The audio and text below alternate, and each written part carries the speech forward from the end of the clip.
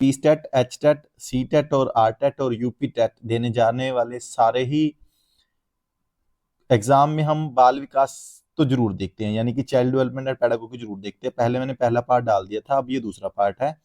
तो दूसरा पार्ट इसलिए, वैसे तो ये लंबी वीडियो बन जाएगी, इसीलिए मैं पार्ट में करा रहा हूँ, तो आप देख लीजिए, ठीक है जी। तो सबसे पहले अधिगम। अधिगम का मतलब होता है लर्निंग।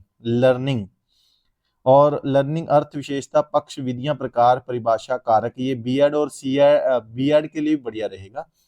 तो अधिगम का अर्थ है संकीर्ण अर्थ और व्यापक अर्थ। संकीर्ण अर्थ मतलब छोटा अर्थ है सीखना, और व्यापक अर्थ है कि व्यवहार में परिवर्तन क्या हुआ। मान लो हमने किसी टीचर ने किसी बच्चों को पानी की पानी की पूरा प्रभाव हमारे जीवन के ऊपर क्या पड़ता है, यह है, तो उसके व्यवहार में परिवर्तन आ गया। एक, पानी को बेटा हमने वेस्ट नहीं करना, ये है सिर्फ सीखना, ठीक है। पानी के व्यवहार, जैसे बर्तन धोने में हम कम पानी का प्रयोग करें, नहाने में हम कम पानी का प्रयोग कर सकते हैं, ब्रश करने में हम कम पानी का प्रयोग कर सकते हैं, ये उसके व्यवहार में परिवर्तन हुआ, ये उसका व्यापक अर्थ हुआ। संकीर्ण अर्थ है अच्छा पानी नहीं वेस्ट करना, ये संकीर्ण अर्थ है। तो व्यवहार, व्यवहार वाटसन 1905 में विलियम मैकडूगल पुस्तक आउटलाइन ऑफ साइकोलॉजी, मनोविज्ञान की अवधारणा, व्यवहार शब्द लाया। वाटसन 1913 में वाटसन व्यवहारवाद को लाया कोलंबिया विश्वविद्यालय में। व्यवहार परिवर्तन स्थायी अभ्यास प्रशिक्षण अनुभव, विलियम मैकडूगल। अभ्यास प्रशिक्षण और अनुभव के कारण व्यक्ति के व्यवहार में आए परिवर्तन को अधिगम कहते हैं। कि अभ्यास भी हुआ, अभ्यास मतलब प्रैक्टिस भी हुई, प्रशिक्षण यानी कि ट्रेनिंग भी हुई, और एक्सपीरियंस के कारण व्यक्ति के बिहेव में जो भी चेंजेस आए उसको लर्निंग कहते हैं। सो व्यवहार स्थायी परिवर्तन यानी कि लॉन्ग लाइफ लॉन्ग चेंजेस अभ्यास प्रशिक्षण और अनुभव के द्वारा आते हैं। नोट, परिपक्वता यानी कि मैच्योरिटी, बीमारी सिकनेस एंड थकान, संवेगात्मक का मादक पदार्थों का सेवन, मूल प्रवृत्ति, वह कार्य जो जन्मजात है, वो अस्थायी परिवर्तन है, ठीक है जी। ये परिपक्वता, बीमारी, थकान, संवेगात्मक, मादक पदार्थों का सेवन, मूल प्रवृत्ति, अस्थायी परिवर्तन है, वह कार्य जो जन्मजात हो। अधिगम की परिभाषा, परिपक्वता, व्यक्ति के व्यवहार में अभ्यास प्रशिक्षण और अनुभव के कारण आए स्थायी परिवर्तन को अधिगम कहते हैं। स्थायी मतलब लॉन्ग टाइम के लिए रहे जो। और परिपक्वता यानी कि मेच्योरिटी, बीमारी, थकान, मादक, संवेगात्मक, मूल प्रवृत्ति, ये जन्मजात होते हैं। विभिन्न परिभाषाएं हैं, ये परिभाषाएं आप याद करनी है तो कर सकते हो, जैसे क्रो एंड क्रो, आदत, अभिवृत्ति यानी कि एटीट्यूड और नॉलेज का अर्जन करना ही अधिगम कहलाता है। ये अलग अलग दिए गए हैं, वीएफ स्किनर, चार्ल्स मैडफॉर्डर स्किनर, आइजैक। अधिगम नवीन स्थायी प्रवर्तन के अंतर्गत, इसको छोड़ो कोई बात नहीं। और अभी ये पक्ष आते हैं। पक्ष हैं इसके संज्ञानात्मक पक्ष, क्रियात्मक पक्ष और भावात्मक पक्ष। विधियां हैं अनुकरण यानी कि नकल, सूझ, अभ्यास यानी कि प्रैक्टिस, बूल और ट्रायल, ठीक है जी। और प्रकार हैं, देखो पक्ष 3 है, विधियां 4 हैं और प्रकार भी 3 है। प्रकार प से 3 है और विधियां 4 हैं। गामक, अधिगम, प्रतिबोधक, प्रतिबोध आत्मक और संकलात्मक। अधिगम के प्रकार है शारीरिक क्रिया अनुकरण, शैशवावस्था, विधि है अनुकरण यानी कि गामक अधिगम। 3 प्रकार का है, पक्ष भी 3 प्रकार के होते हैं और 4 प्रकार के इसकी क्या है, विधियां हैं, ठीक है जी। और अधिक गामक में अनुकरण यानी कि नकल करता है और शैशवावस्था में ज्यादा होता है। प्रतिबोधनात्मक बाल्यावस्था में होता है और संकलात्मक किशोर अवस्था में होता है, ठीक है जी। अधिगम वक्र, अधिगम वक्र हम उसे कह सकते हैं जो सीखने के कम, अधिक, शून्य आदि को प्रदर्शित करता है। सरल रेखीय वक्र ए से पी तक सरल है और नकारात्मक यानी कि ऊपर से जाके नीचे तक आता है, उसे उन्नोदत उन तोदर वक्र कहते हैं। जब सीखने की गति एक समान होती है उसे सरल रेखीय है। इसमें आरंभ में सीखने की गति तीव्र फिर मंद हो जाती है, इसे ऋणात्मक कहते हैं। नतोदर, इसमें आरंभ में सीखने की गति मंद हो जाती है, बाद में धीरे धीरे तीव्र होती है। और उन तोदर व नतोदर का मिला जुला है मिश्रित वक्र, समझ गए। यानी कि जो सरल है वो तो एक समान में करता है, उनदोदर मतलब पहले ज्यादा फिर कम, और नतोदर में पहले कम फिर ज्यादा, ठीक है जी। अधिगम को प्रभावित करने वाले कारक, मोटिवेशन, विषय वस्तु, समानीकरण, वातावरण यानी कि प्रदूषित रहित, तो ये सारे अनुकूल, नवीन ज्ञान, पूर्व ज्ञान, विधियां, पक्वता, बिना परिपक्वता के अधिगम संभव नहीं है। यानी कि मेच्योरिटी के बिना लर्निंग जो है वो पॉसिबल नहीं है। सो प्रतिक्रिया, सहज क्रिया, अनुक्रिया। सहज क्रिया में जन्मजात मूल प्रवृत्ति अनुक्रिया विषय वस्तु क्रिया। लाइट जलने पर आंखें खुलना, ये प्रतिक्रिया है हमारी। मान लो हम लाइट जलाते हैं, लाइट पहले बंद पड़ी है, अगर हम एकदम से लाइट जलाते हैं तो आंखें खुलती हैं, यह एक प्रतिक्रिया। क्रिया के प्रति की गई क्रिया को प्रतिक्रिया कहते हैं। ठीक है जी। अधिगम वक्र, चार्ल्स स्किनर। अधिगम का वक्र किसी दी हुई क्रिया में उन्नति या अवनति का ब्यौरा है। ये छोड़ दो, चाहे, ये कोई दिक्कत नहीं है। अधिगम सीखना, व्यवहार परिवर्तन की प्रक्रिया। सहज क्रिया, जन्मजात क्रिया, मूल प्रवृत्ति होती है। प्रतिक्रिया, क्रिया के बदली की गई क्रिया को प्रतिक्रिया बोलते हैं। और अनुक्रिया, उद्दीपक के प्रति क्रिया। अधिगम की परिभाषाएं हैं, ये अभ्यास, प्रशिक्षण और एवं है, इसको छोड़ सकते हैं आप, और याद करना है तो कर भी सकते हैं कि ये परिभाषा किसने दी, लेकिन बहुत कम है कि हमें याद रहती है। तो पैवलव ने अलग दी। अनुकूलित अनुक्रिया के परिणाम स्वरूप आदत का निर्माण। ठीक है। अधिगम की विशेषताएं, सीखना व्यवहार में परिवर्तन है। लर्निंग जो है वो व्यवहार में चेंज लाती है, यानी कि बिहेव में। अर्जित व्यवहार की प्रकृति अपेक्षाकृत स्थायी होती है। सीखना जीवन पर्यंत चलने वाली एक सतत प्रक्रिया है, लाइफ लॉन्ग प्रोसेस है जी लर्निंग। और लर्निंग उद्देश्यपूर्ण एवं लक्ष्य निर्देशित होता है। सीखना एक सार्वभौमिक यूनिवर्सल, सीखने हेतु एक परिस्थिति से दूसरी स्थानांतरण होता है। सीखना वातावरण एवं क्रियाशील की उपज है। सीखने के द्वारा विद्यार्थियों की उचित बुद्धि एवं विकास होता है। सीखना व्यक्तित्व के सर्वांगीण विकास में सहायक होता है। सीखना समायोजन में सहायक है। सीखने के द्वारा जीवन लक्ष्यों की पूर्ति में सहायता मिलती है। अधिगम एवं विकास एक दूसरे के अधिगम के द्वारा व्यवहार में अपेक्षित परिवर्तन लाए जा सकते हैं। लर्निंग एक ऐसी व्यापक प्रक्रिया है जिसका क्षेत्र बहुत विस्तृत है। अभिप्रेरणा अधिगम का मुख्य चालक है। अधिगम पर मित्र मंडली, परिवार, शिक्षक, वातावरण आदि का प्रभाव पड़ता है। अधिगम व्यक्ति एवं सामाजिक दोनों होते हैं। जो ये पहली बार पढ़ रहे हैं उनको थोड़े से समझ कम आ रहा होगा, लेकिन जिन्होंने बीएड की है, अच्छे तरीके से जेबीटी को किया है, उनको यह समझ आसानी से आ जाएगी। व्यवहार में परिवर्तन, परिपक्वता, थकान, बीमारी, मूल प्रवृत्ति, सहज क्रिया, जन्मजात क्रिया, मादक पदार्थों का सेवन अस्थायी परिवर्तन है, लेकिन स्थायी जो है लंबे समय तक। अभ्यास, प्रशिक्षण और अनुभव। अधिगम के प्रकार है संज्ञानात्मक मूल संज्ञान मूलक अधिगम, प्रमुख कारक। इसको छोड़ देते हैं, ये तो आप याद भी कर सकते हो। देखो मैं अगर डिटेल में कराऊंगा तो बहुत लंबा हो जाएगा। विषय वस्तु का स्वरूप, परिपक्वता एंड आयु, मतलब मैच्योरिटी भी प्रभावित करती है, क्योंकि जब ऑप्शन टाइप प्रश्न आएंगे तो आपको इनमें से ही आएंगे, लेकिन अगर आपको क्लियर होंगे तो आप डिटेल से कर सकते हो। विषय वस्तु का स्वरूप यानी कि सब्जेक्ट मैटर क्या होता है। मैच्योरिटी एंड एज, शारीरिक एवं मानसिक स्वास्थ्य। ठीक है जी। सीखने का समय, थकान, अभिप्रेरणा, सीखने की इच्छा, सीखने की विधियां, सीखने का उचित वातावरण। बालक किस प्रकार से सीखते हैं। सीखने के प्रकार हैं 3 प्रकार से है, गामक अधिगम, प्रतिबोधात्मक, संकलात्मक। सीखने के पक्ष संज्ञानात्मक, क्रियात्मक, भावात्मक। और सीखने की विधियां करके सीखो, निरीक्षण विधि, प्रशिक्षण विधि, मिश्रित विधि, सूझबूझ और प्रैक्टिस। गामक अधिगम, शरीर द्वारा की गई क्रिया, अनुकरण विधि। जैसे शैशवावस्था में बच्चा जो होता है, जैसे हम बोलते हैं बेटा पापा बोलो पापा, मम्मी बोलो बेटा मम्मी, है ना, इसको देखो उसको देखो, तो बच्चा नकल करता है, उसे अनुकरण कहते हैं, यानी कॉपी करते हैं। प्रतिबोधनात्मक में मन का, मस्तिष्क का विकास होता है, बोध करने लगते हैं, बच्चे के मन में संप्रत्य बन जाता है। संकलात्मक अधिगम, इस अधिगम को सर्वश्रेष्ठ अधिगम बताया गया, कल्पना, चिंतन, अमूर्त प्रत्ययों का। ठीक है जी। और अधिगम के सिद्धांत, ये देखो जी लर्निंग के सिद्धांत आ गए। अब इस चीज को देखना आप। व्यवहारवादी सिद्धांत जो दिए थे वो दिए थे इवान पैवलव ने, बीएफ स्किनर ने, थॉर्नडाइक ने और सीएल हल ने। संज्ञानात्मक वादी जो सिद्धांत दिए थे वो गेस्टाल्टवादी संप्रदाय थे मैक्स वर्दिमर, कोहलर, कुर्ट लीविनकोफ का। चेतना और व्यवहार दोनों का विज्ञान माना। व्यवहारवादी सिद्धांत, पुनर्बलन यानी कि अनुक्रिया, उद्दीपक, अभिप्रेरणा, संवेदना, बुद्धि, संज्ञान, प्रत्यक्षीकरण, समस्या। यंत्रवत अधिगम होता है इधर वाला, और इधर वाला यंत्रवत अधिगम नहीं होता। यह पशु और मानव दोनों पे किया जाता है व्यवहार, और संज्ञानात्मक केवल मानव के। अधिगम धीरे धीरे होता है, अधिगम अचानक होता है। संज्ञानात्मक में लर्निंग जो है वो सडनली हो जाती है, लेकिन इसमें स्लोली स्लोली होती है। व्यवहारवादी सिद्धांत, अनुभव का परिणाम अधिगम, पढ़ाई की, नौकरी ले ली, अनुक्रिया की, उद्दीपक, और संबंध, बंधन, अनुबंध, अधिगम बन गया। अनुक्रिया, लक्ष्य के प्रति की जाने वाली क्रिया। जैसे कोई गोल है हमारे, हमने लगा लिया कि हमने टीचर बनना है, तो जो टीचर बनने की प्रक्रिया है उसके दौरान जब क्रिया हम करते हैं, जैसे हम रोज पढ़ते हैं, रोज अभ्यास करते हैं, तो उसे अनुक्रिया कहते हैं।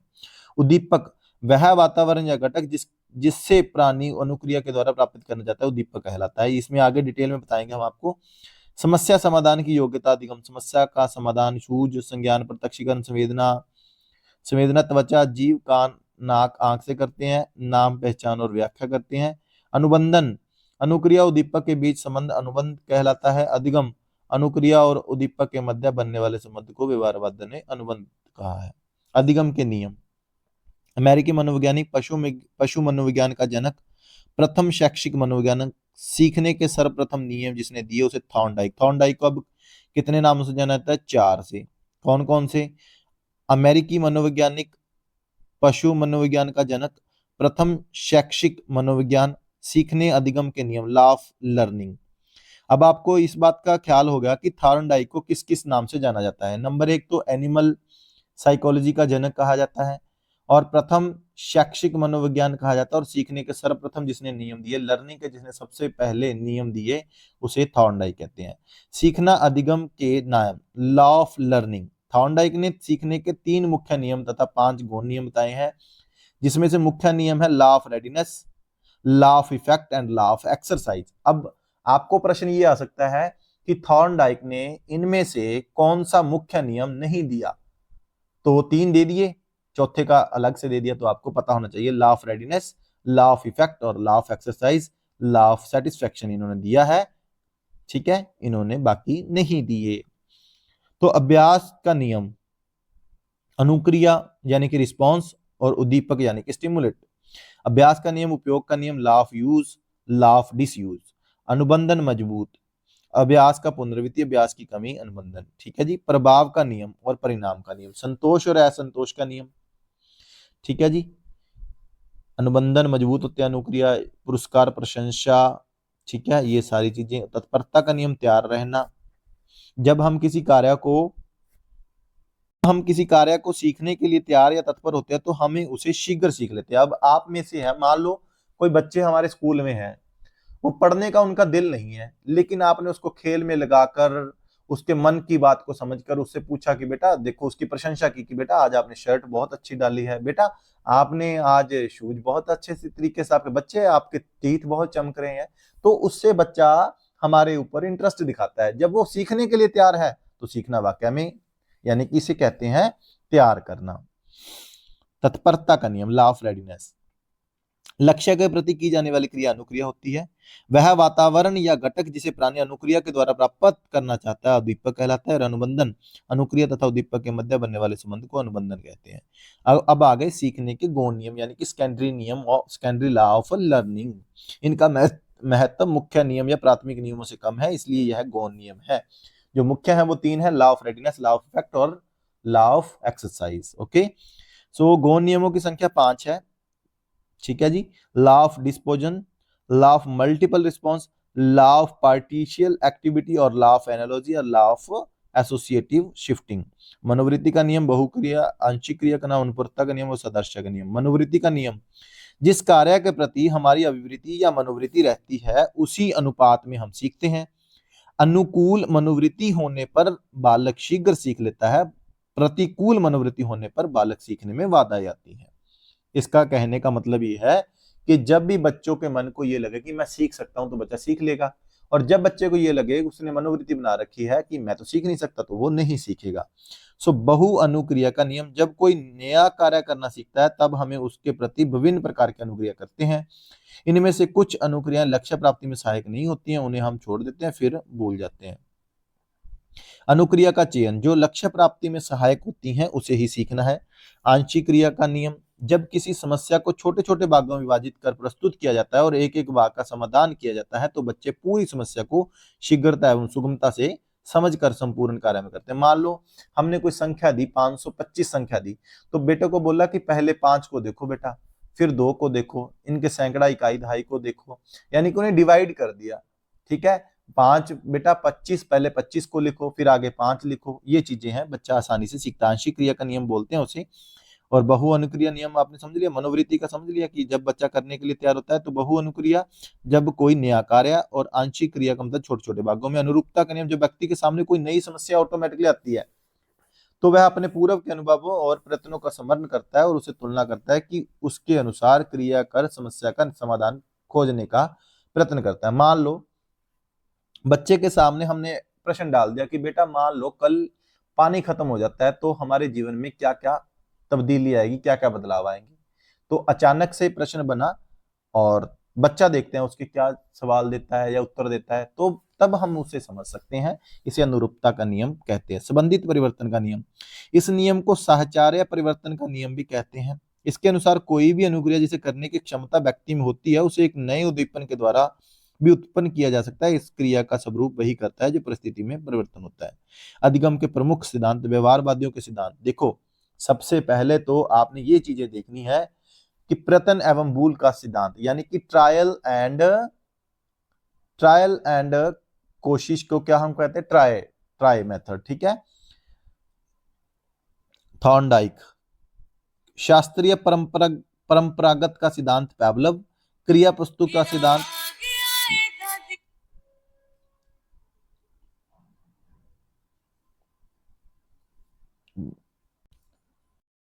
चलो अब हम थॉर्नडाइक का सीखने का सिद्धांत करते हैं। सन 1903 में यूएसए में बुक एजुकेशन साइकोलॉजी। थॉर्नडाइक का सिद्धांत सन 1903 में यूएसए में बुक एजुकेशन साइकोलॉजी प्रयोग किया था बिल्ली के ऊपर। उद्दीपक यानी कि स्टिमुलस मांस का टुकड़ा था, मछली का टुकड़ा था। अन्य पुस्तक है इसकी एनिमल और इंटेलिजेंस। अब प्रश्न यह बनता है कि थॉर्नडाइक ने कौन कौन सी बुक लिखी है। एजुकेशन साइकोलॉजी यानी कि शिक्षा मनोविज्ञान, एनिमल एंड इंटेलिजेंस। और थॉर्नडाइक का जन्म हुआ था 1874 और 1949 में। यह एक अमेरिकी थे, यूएसए में जन्म हुआ था। अब सिद्धांत के उपनाम, प्रयास एवं त्रुटि का सिद्धांत, प्रयत्न एवं भूल का सिद्धांत, आवृत्ति यानी कि बार बार सिद्धांत, उद्दीपक अनुक्रिया का सिद्धांत, एसआर बॉन्ड का सिद्धांत और संबंधवाद का सिद्धांत और अधिगम का बंध सिद्धांत और संयोजनवादी सिद्धांत। यानी कि इस नियम को 8 नाम से जाना जाता है। प्रयास एंड ट्रायल यानी कि ट्रायल एंड एरर मेथड, ठीक है जी। इसे थॉर्नडाइक ने दिया था, बिल्ली के ऊपर दिया था, मांस का टुकड़ा था, स्टिमुलेशन यानी कि उसकी ये चीज थी। ये देखो जी एसआर थ्योरी, बिल्ली अनुक्रिया करता, अनुक्रिया उद्दीपक और लीवर, ठीक है जी। भी जैसे ही वो लीवर के ऊपर जाती तो उसे पता लगता है कुछ ना कुछ खाने को आएगा। चलो पढ़ते हैं हम। चालक भूख, लक्ष्य भोजन यानी कि मृत मछली, अवरोध लोहे की सलाखें, भी लोहे की सलाखें थी उसके सामने बाधाएं थी वो। अनियमित अनुक्रिया, संयोजनवश सफलता और दृढ़ीकरण, ठीक है जी। संयोजनवश सफलता मिली थी उसे नहीं पता था कि जब मैं इसके ऊपर पैर रखूंगी तो ऑटोमेटिकली आएगा। एक उद्दीपक होता है जो उसे एक विशेष प्रकार की प्रतिक्रिया अनुक्रिया करने के लिए प्रेरित करता है। इस प्रकार एक विशिष्ट उद्दीपक का एक विशिष्ट प्रतिक्रिया से संबंध स्थापित होता है जिसे हम एसआर बॉन्ड द्वारा व्यक्त कर सकते हैं। बिल्ली के समान ही बालक का चलना, चम्मच से खाना खाना, जूते पहनना। वयस्क लोग भी ड्राइविंग, टाई की गांठ, कोई खोल इस सिद्धांत के अनुसार सीखते हैं। जैसे ड्राइविंग सीखते हैं, कब सीखते हैं, इस मतलब आपको एग्जांपल आ सकता है ट्रायल एंड मेथड थ्योरी का हिसाब है। आगे चलते, अधिगम में प्रयास एवं भूल समाहित रहता है। अधिगम अनुबंध का परिणाम है। अधिगम में समय उत्तरोत्तर होता है, अधिगम संज्ञान पर आधारित नहीं होता। बस आपको याद ये रखना है कि किसके ऊपर किया था, कब किया था। ट्रायल एंड एरर थ्योरी है। ये चीजें हैं, मैंने जी पढ़े को बहुत समय हो गया, अब मुझे याद नहीं है, इसलिए मैं भी देख के बोल रहा हूँ, जितना भी समझाने का प्रयास कर रहा हूँ। आपको यह बोरिंग लग रहा होगा, क्यों? क्योंकि हम सीखने के ऊपर ज्यादा फोकस नहीं करते। बस मेन देखो, मेरा ब्रीफ एंड डिटेल में बताने का यही प्रयास है कि अगर मैं छोटा बताऊंगा तो छोटे से छोटा याद रहेगा, बड़े में से कुछ ना कुछ तो याद रहता है। थॉर्नडाइक के सिद्धांत, सीखने के सिद्धांत का शैक्षिक महत्व, बड़े एवं मंदबुद्धि वाले बालकों के लिए उपयोगी है। धैर्य व परिश्रम के गुणों का विकास करता है। सफलता के प्रति आशा है, कार्य की धारणा स्पष्ट है, शिक्षा के प्रति रुचि है। गणित, विज्ञान, समाजशास्त्र आदि विषयों के लिए उपयोगी है। अनुभव से लाभ उठाने की क्षमता का विकास और भाषा में शुद्ध उच्चारण का विकास। अनियमित अनुक्रिया, बिल्ली द्वारा की जाने वाली गलत क्रिया, बिल्ली, चूहा, चूजा, खरगोश पर भी थॉर्नडाइक ने प्रयोग किया। अब प्रश्न ये बन सकता है कि इनमें से किस जानवर के ऊपर थॉर्नडाइक ने प्रयोग नहीं किया। बिल्ली देता, चूहा दे दिया, कुत्ता दे दिया, तो आप कुत्ते के ऊपर लगा के आओगे, पक्का कहता हूं। लेकिन अगर आपको ये ध्यान है कि कुत्ते के ऊपर तो पैवलव ने दिया, तो आप सही उत्तर लगाओगे, ठीक है। बिल्ली, चूहा, चूजा, खरगोश पर भी थॉर्नडाइक ने प्रयोग किया। अनुक्रिया और उद्दीपक के मध्य संबंध स्थापित होता है जिसे अनुबंध कहते हैं। अब आ गया पुनर्वलन, प्रबलन का सिद्धांत, अंतर्निरोध न्यूनता का सिद्धांत, सबलीकरण का सिद्धांत, यथार्थ अधिगम का सिद्धांत, सतत अधिगम का सिद्धांत, क्रमबद्ध अधिगम का सिद्धांत, चालक न्यूनता का सिद्धांत, जैविक आवश्यकता का सिद्धांत, परिकल्पित निगमन का सिद्धांत। सीएल हल, निवासी क्लार्क हल। सीएल हल ने यह सिद्धांत थॉर्नडाइक व पैवलव पद्धति पर किया सन 1915 में, प्रिंसिपल बिहेवियर क्लार्क हल। यह सिद्धांत आवश्यकता पर बल देता है, प्रयोग बिल्ली चूहे, थॉर्नडाइक पद्धति पर आधारित है। ठीक है जी। आवश्यकता की कमी है, आवश्यकता क्रिया, प्राप्त अधिगम, पुनर्बलन, भोजन आवश्यकता की कमी, भूख भोजन और प्यास पानी। हल के अनुसार सीखना आवश्यकता की पूर्ति के प्रक्रिया के द्वारा होता है। हल ने सिद्धांत की व्याख्या करते समय बताया कि प्रत्येक प्राणी अपनी आवश्यकता को संतुष्ट करने का प्रयास करता है, कोई भी प्राणी उसी कार्य को सीखता है जिसमें उसकी किसी आवश्यकता की पूर्ति होती हो। बिल्कुल, अगर मैं आपको ये कहूं कि आपने ये दीवार फोड़नी है, आप कहोगे भाई क्यों, कारण बताओ। अब मैं कहूं कि इस दीवार के पीछे आपको पैसे मिलेंगे, आप तोड़ दो, तो आप तोड़ दोगे। ठीक है जी, किसी भी जगह से। तो स्किनर ने इस सिद्धांत को अधिगम का सर्वश्रेष्ठ सिद्धांत बताया है। इस बात से आप ख्याल रखना कि स्किनर ने इस सिद्धांत को सर्वश्रेष्ठ सिद्धांत बताया। किसको? क्लार्क हल के किस सिद्धांत को? पुनर्बलन के सिद्धांत को। ठीक है जी। शैक्षिक महत्व, बालकों को प्रेरित किया जा सके। यह सिद्धांत पाठ्यक्रम बनाते समय विद्यार्थियों की आवश्यकताओं की पूर्ति पर बल देता है। पुरस्कार व दंड की व्यवस्था और उद्देश्य व लक्ष्य स्पष्ट होते हैं। सिद्धांत के नाम: आवश्यकता ह्रास का सिद्धांत, अवलकन कमी का सिद्धांत और निष्कर्षण आवश्यकता का सिद्धांत। पैवलव का अनुकूलित अनुक्रिया सिद्धांत, ये हम बाद में करेंगे। तो दीपक जी, आपका बहुत बहुत धन्यवाद।